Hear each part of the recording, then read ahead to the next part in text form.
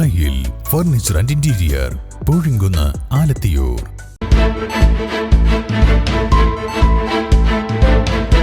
നമസ്കാരം, വെട്ട ന്യൂസ് ക്യാപ്സ്യൂളിലേക്ക് സ്വാഗതം. പവൻ ഗോൾ തിരൂർ. താനൂരിൽ നിന്ന് വിദ്യാർത്ഥികളെ കാണാതായ സംഭവത്തിൽ എടവണ്ണ സ്വദേശിയായ റഹീം അസ്ലമിനെ പോലീസ് കസ്റ്റഡിയിലെടുത്തു. തിരൂർ റെയിൽപാളം സ്റ്റേഷനിൽ നിന്നും ശനിയാഴ്ച പുലർച്ചെയോടെയാണ് ഇയാളെ പോലീസ് പിടികൂടിയത്.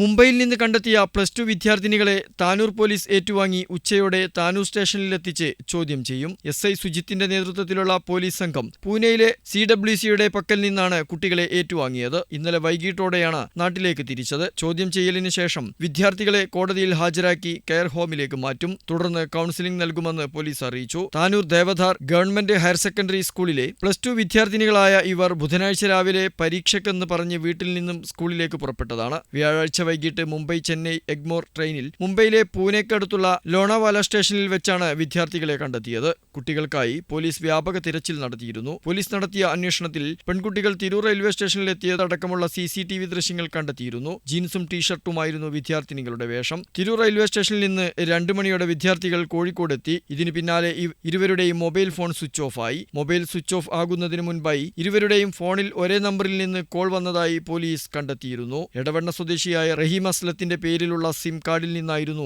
കോളുകൾ വന്നിരുന്നത്. ഇയാളെ കസ്റ്റഡിയിലെടുത്ത് ചോദ്യം ചെയ്തു വരികയാണ്. വെട്ട ന്യൂസ്, താനൂർ. എന്റെ ഇഷ്ടങ്ങൾ എന്റെ ഫാമിലിക്ക് അറിയാം. Family wedding centre.